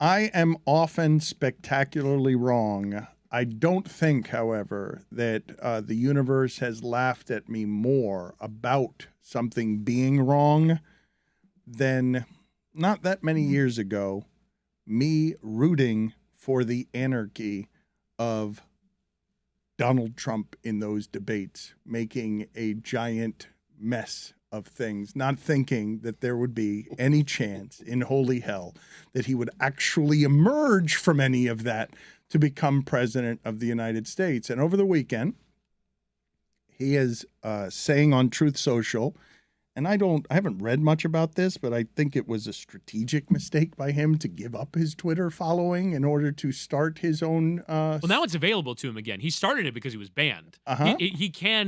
Elon Musk has allowed him back on but Twitter. He hasn't been using it, correct? Because he's using his own thing, and he weaponized Twitter better than any politician ever. He dictated the news every day. And he started the news cycle with his tweets, and I believe because he owns part of Truth Social, that he is contractually obligated to use Truth Social and not Twitter for a certain period of time. I don't know when that period of time ends, but he's still there just because he has to be. And he says on Truth Social that he expects to be arrested tomorrow, Stugotz. And I really don't know, given what his base is, if this will be good for him. Weirdly, like the Chris Cote argument that Zion Williamson's sneaker exploding was good for Nike because any pub is good pub. I'm not actually sure that being arrested, things are so distorted. I've gotten everything wrong here, underestimated so many things so incorrectly here that I really can't answer in this disorienting of an America whether him strategically deciding to take a perp walk so that he can be seen by his people in a way that would make them angry, protest, rioting, the rare white riot. You don't get many of those. White people riot during celebrations. You get January 6th. You do not get this.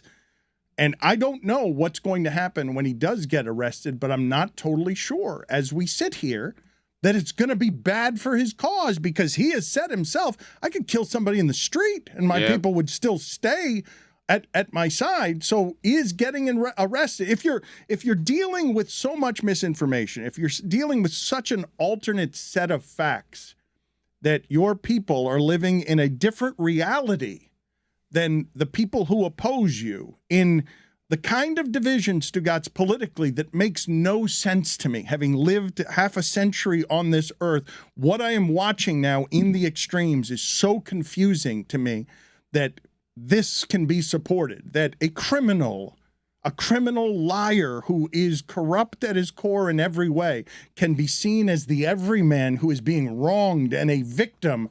It's baffling to me that if he does get arrested, I'm not totally positive.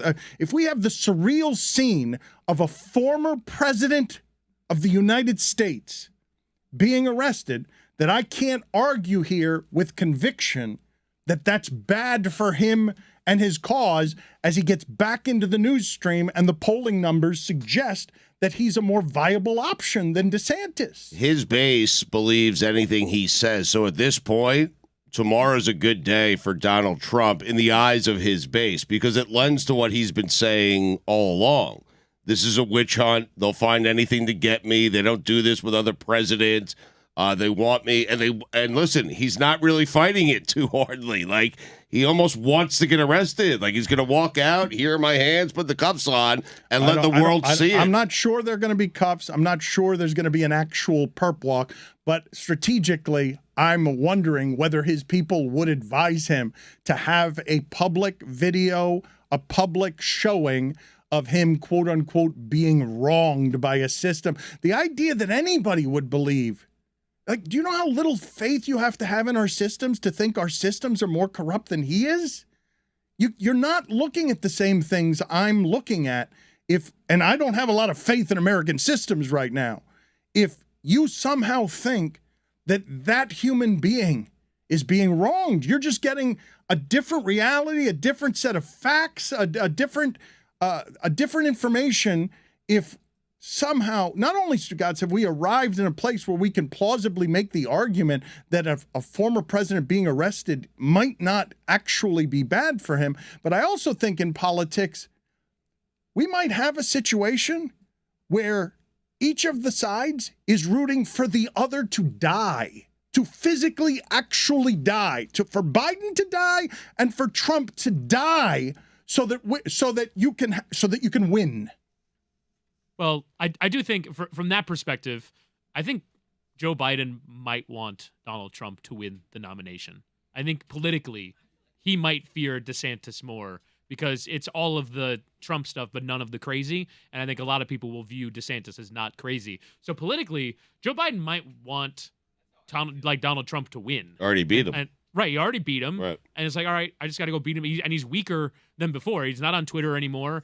And like he's a political combatant with Ron DeSantis. You know how absurd it is, though, the idea that we would talk, like how many things have changed and how weird it is to see them change, that we're talking in general about a former president being arrested, and that we wonder, like, look, you may disagree with it. You may think it's asinine to wonder whether or not this is good or bad for him, but the fact that it's not like echoing eternally damaging for him just tells you how contaminated the information system is in this country in a way that I never thought it would be, that some people are getting their news from news sources that would paint Donald Trump as a victim who is somehow purer than the people who have spent this amount of time investigating him, that you would think that he would be the more honest version in the clash between American legal ramifications and Donald Trump. It's just a crazy thing to witness.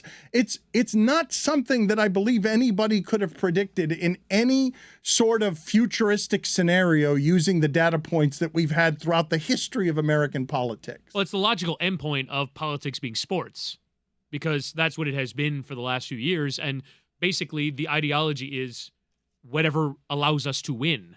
You don't have to accept facts from anybody else because, you know, media sources, the court system, there's just enough of a grain of a lack of credibility to not have to accept what they're saying if it goes against you. And I think the ultimate thing that proves your point is what's going on with the Dominion story and Tucker Carlson, because there is an overwhelming burden of proof that not only did Fox News personalities know that they were spewing nonsense, but that internally they were saying amongst themselves, God, what we're saying is complete bullshit. And like they acknowledge that they feed their viewers nonsense, things that are not true, because it's good for business and because we have to make sure that Newsmax and OAN and the other news sources are not going to take our stuff. And so we're just going to purposely spew propaganda that's wrong, that might legally expose our company, because it's better than just acknowledging the truth that Donald Trump lost. Stugotz, it's better for business. I could be naive about any number of things.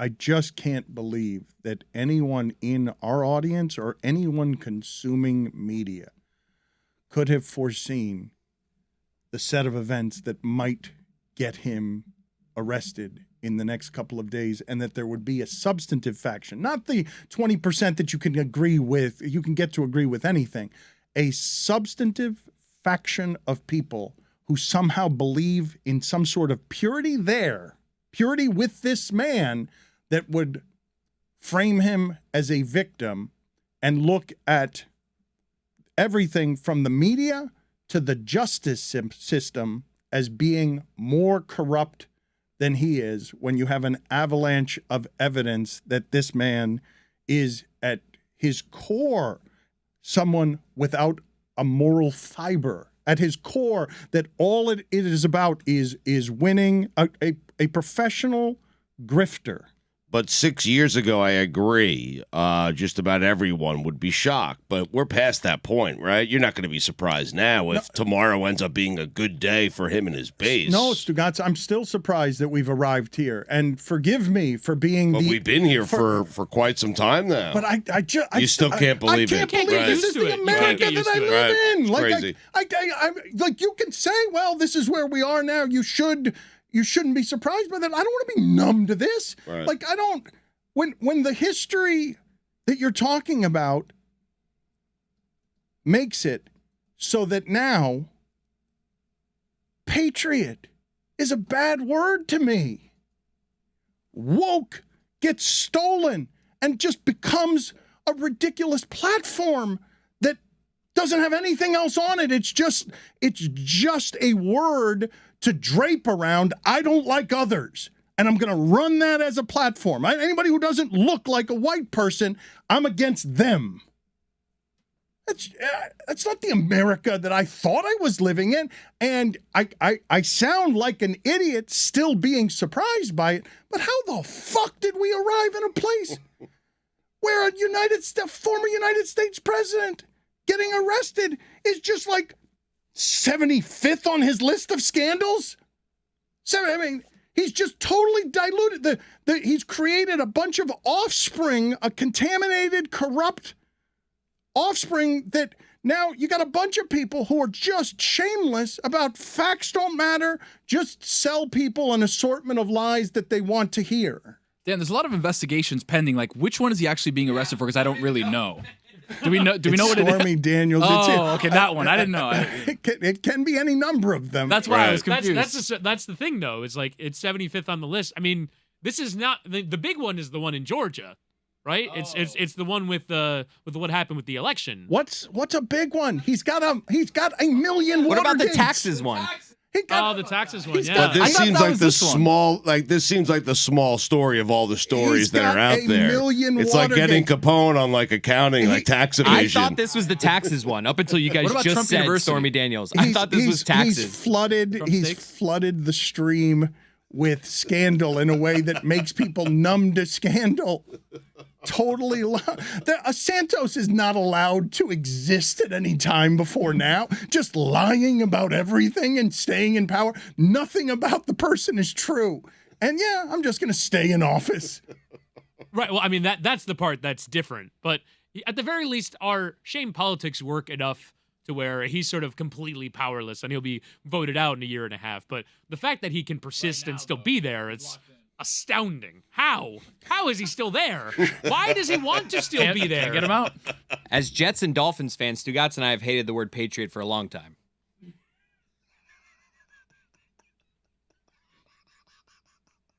I waved them off like 8 minutes ago on that.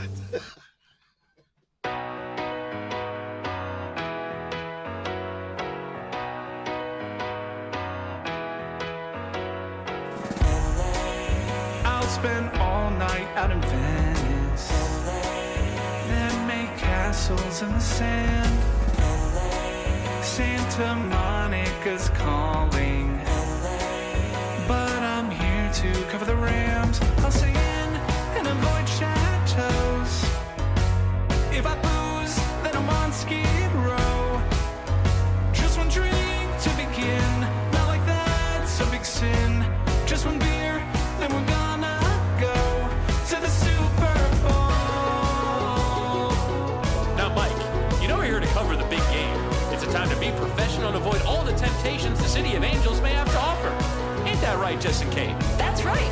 We're just here to ask quirky questions to grown men wearing their full uniforms without pads in a convention hall. Oh my God, is that George Clooney? It is! Baby once got you at the Roxy. Come on now! One shot at whiskey, a go-go. There we go! Now we're drinking to avoid temptations, but a job to do. Professionals with a drink or two. Just a thin bowl of gin, and then I'll be locked in. After gin, then we're gonna go to the Super Bowl. To the Super Bowl.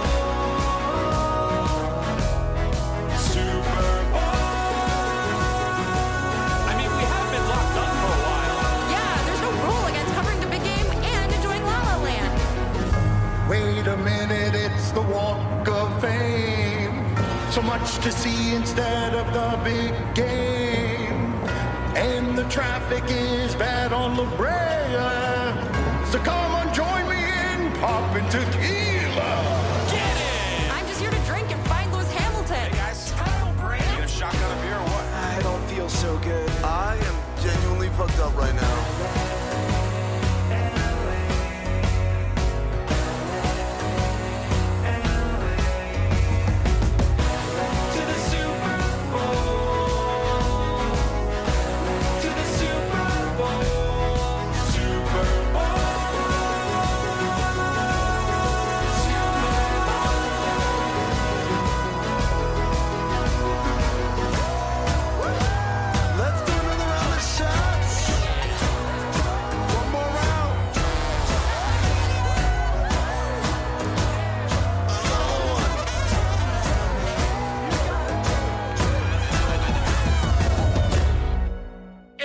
Showtime, buddy!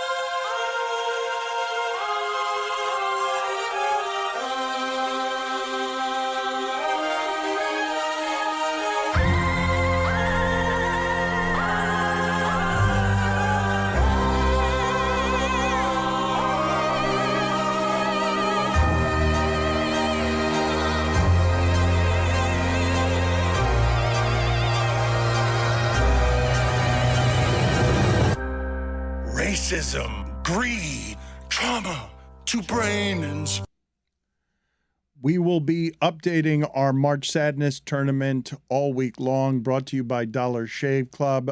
We will see, and we will update you on whether or not the negotiations with Chris Cote, making him an honorary owl. He went to FAU. The coach was on with us earlier and told us that he can sit on the bench during the game and be a hype man for the team. Be a Got hype plenty man. of seats, he said, actually. He was just yes-anding. He was playing the improv We'll game. see. That's We'll not see. a genuine offer.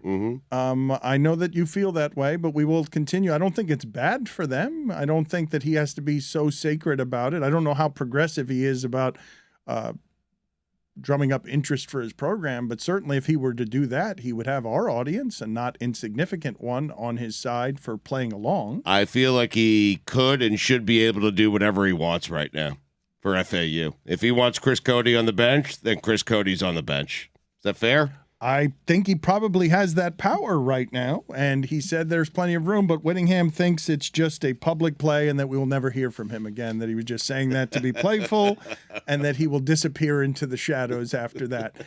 We will find out over the course of the week together. I suspect that Whittingham is probably right. It'll be another thing that we talk about and don't actually accomplish. It's one of our strengths around here. That's right. It's one of the things that we're best at. It's a signature. We're making an ass of putting a member of our show at the end of it. We've never met this person. That's we right. woke up on Monday morning. That's It's like, right. hey, can we get the FAU coach on? That's right. We have no connection to this program. Well, Chris went there. Yeah. There's an opportunity here. I mean, let's strike. I think Connect he with the was alumni? serious. Listen, I know the guy at Media Relations for FAU. We're going to reach out to him. Chris first needs to check with his wife, and then we'll go from there. But We're we'll clear. keep everyone posted. You're clear? Yeah, we're clear. All right, good. I mean, she'll hate me, but we're clear. We will find out together. I hope this isn't yet another one of these things that just peters out, because it's all we do around here. But let's update March Sadness right now by telling you that number 15 Princeton is still somehow in the tournament, which means this is still somehow in the tournament. Dan Campbell looks like the dad who overly commits to his princess character at his daughter's tea party. I think it's better than any of the ones that were eliminated. Of all of our lower seeds, this is the one we probably wanted to go through. Yes, because these others aren't great. I didn't think. Number 2, Arizona is gone, although this Greg time... Popovich looked like a white blood cell. I went early, sorry. That's all right. That was a good one, though. This is not, though. Sean Miller is not to blame for this one, even yes, though he is. I don't know about that Stugotz one. is still blamed. Well, we didn't make a Me? fun. Yes, well, we didn't make enough fun of you. How? Because you said Kansas never wins. They're the defending champion. Dan, but the larger macro point is true. outside of last year, they're perpetually a And team. 2008. Yep. But that was 1,000 years ago. Chalmers. Doesn't matter. Well, Tony, Chalmers, most teams, years they don't Real. win the tournament, No, but exit the Kansas tournament. specifically always loses a game that they should never lose. Except- they've got a great team, and then all of a sudden they get beat by Old Dominion. You're like, how? And you're like, oh, exactly, because Kansas sucks. But they're the defending champions. This year, yeah. Well, if we go through the most recent of the history, Most teams don't win the championship. At LeBatardShow on Twitter, can you still blame Arizona's loss on Sean Miller? Early votes are in, Dan. 84% of the audience says yes. number 7 Missouri is gone. That means this is gone. Adam Silver looked like a game piece from the board game Sorry. And number 10, Utah State is also Adam Silver. Adam Silver looked like a grapefruit seed. You're right. Before we get to Tony's MMA minute, I simply wanted to ask you, I don't think many people saw this. We're going to try and get to funniest thing from the sports weekend as well. Markelle Fultz, during a game against the Phoenix Suns, I don't know if you saw this, Stugotz, but there were important free throws that needed to be taken toward the end of the game by Terrence Ross. And right before Terrence Ross went up to the free throw line, Markelle Fultz bent down and untied his shoelaces. That's sensational decision making by Markelle Fultz. I love that. I hope everybody takes up with that in the NBA. I think it should be a technical foul. Do you really? Well, because it's legitimately distracting.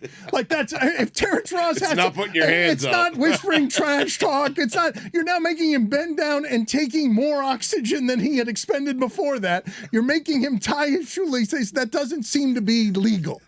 That doesn't seem to be something that should be allowed in a professional setting. As much as I root for it as content, I'd be annoyed by that if I was about to take free throws and somebody was allowed to do that.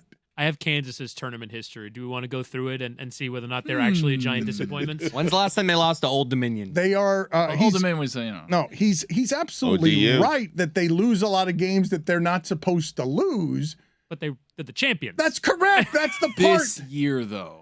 I meant for other years. We're having the years argument prior. in this year. Give me bad even turn. In the remembers? last 10 years, there's got to be a couple bad losses for Tony to be No, right. when you think of teams that have choked early in the tournament, you think of Arizona and I Kansas. need Those are Kansas, certainly two of the but teams. I mean, Arizona's won a title as well. For Tony to be right, in the last 10 years, they've had to have lost to like a double-digit seed. Chris Cote, he's not allowed to be right because they're the defending champions.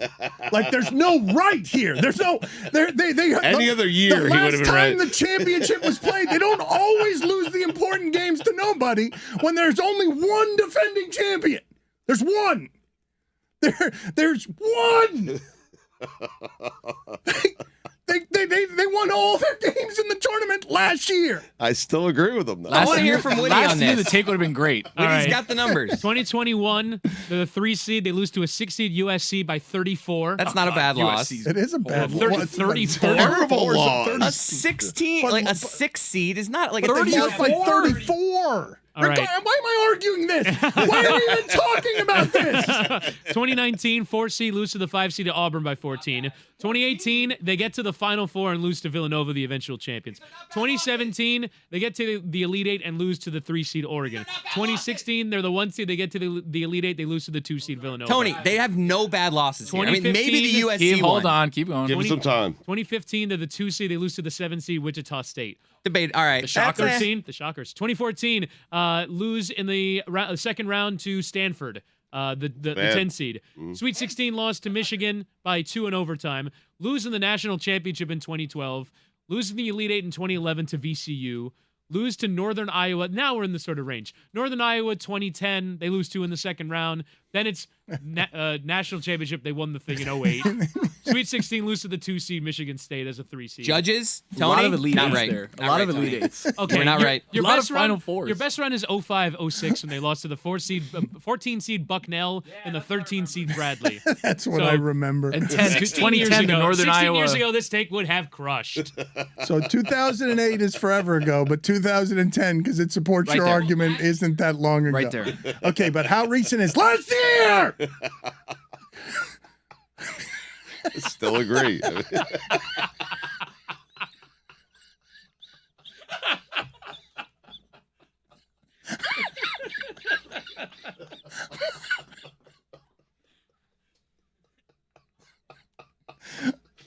I shouldn't reward you for this, but give me an MMA minute. All right. Give me an UFC MMA 286. minute. You should take 2 minutes. Thank you. UFC 286 in London. We had probably one of the greatest. Ooh, hold on. I got music. I'm just feeling stealing from the Formula 1 minute because Yeah, let's Justin go. endures today, so music needs to be used. Go ahead. I'm waiting for the beat to drop. All right, UFC 286, Leon Rocky Edwards versus Kamaru Usman. And if you want to remember, 10 months ago in August in Salt Lake City, with nothing to do, one of the greatest upsets in the MMA world. Kamaru Usman, who had won 15 straight fights starting to the UFC, 5-time defending champion for his title, was head kicked out of nowhere with a minute left in the 5th round. Leon Edwards, who has been passed up for title fights, who has been leapfrogged by other fighters, has never had this opportunity, was losing 3-1 in that fight, comes with a head kick, ends Kamaru Usman. Now 10 months later in London, his home country, about to fight the guy who has kind of been his boogeyman. As a big underdog. As a plus 200 underdog at our, soulmates at DraftKings. This fight was probably one of the biggest welterweight fights we've ever seen because of it being the trilogy, because of what happened last. And Leon Edwards, I actually spoke to John Anik, play-by-play GOAT for the UFC. He said that Teddy Atlas told him, we're going three levels deep here, that once you get the belt, you're 30% better than what you were prior to getting the belt. And Leon Edwards showed that. He was hitting massive body kicks on Kamaru Usman the entire time. And obviously, as we remember, the head kick ended Kamaru Usman in that fight in 278. He won, and it was a great fight. Can't go 3 layers deep in the F1 minute. But Teddy Atlas, though, come on. I had to get a Teddy Atlas quote in. Via John Anik, via me. You ask him one question, he'll talk for 9 minutes. It's a Teddy Atlas experience. Yes, and as he has gotten older, those stories have become a little slower and less interesting. That is I do remember that. I remember having a 5-minute interview with Teddy Atlas on Highly Questionable that lasted 44 minutes. One question.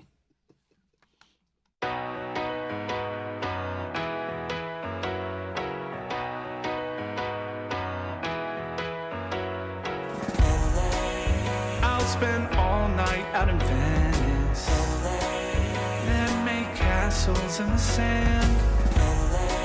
Santa Monica's calling, but I'm here to cover the Rams. I'll stay in and avoid chateaus.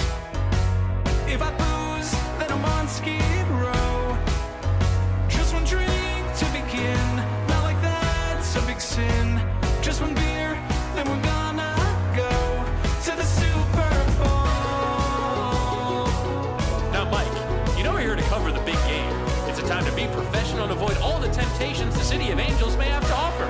Ain't that right, Jess and Kate? That's right.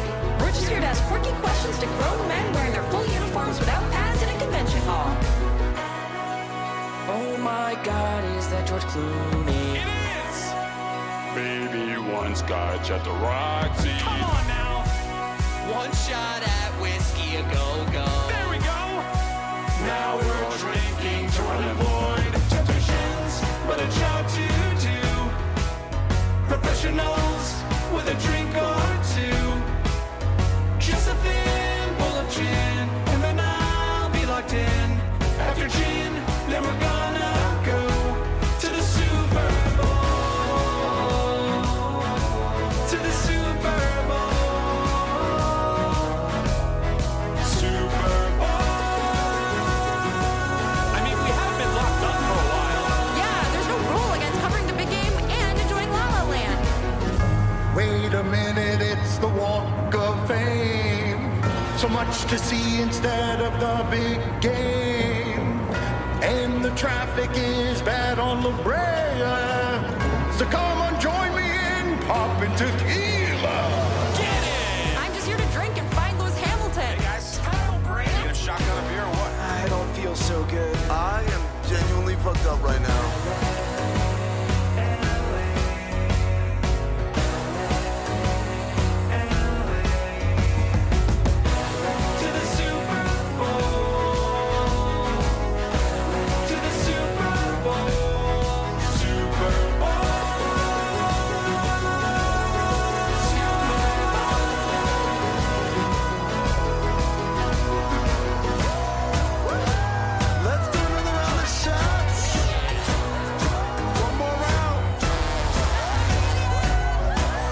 All right, we failed to get to funniest thing of the sports weekend throughout the course of the show, so let's get to it right now in the postgame show. Hey, people, tell us what in the sport made you laugh hardest this weekend. It is a segment we call What Made You Laugh This Weekend. Ha ha ha!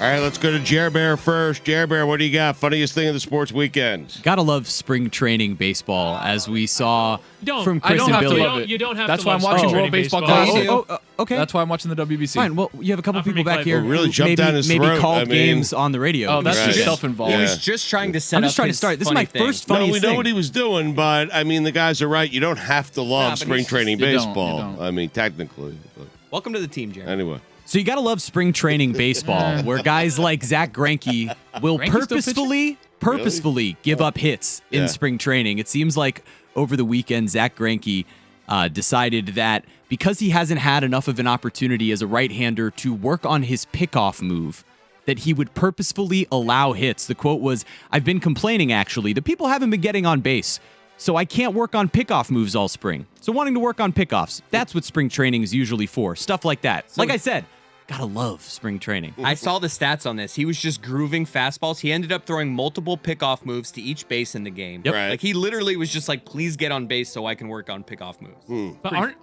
isn't Major League Baseball considering banning the pickoff? They're limiting pickoffs this season, yes. Okay. That's why it's even funnier. Wait, To what?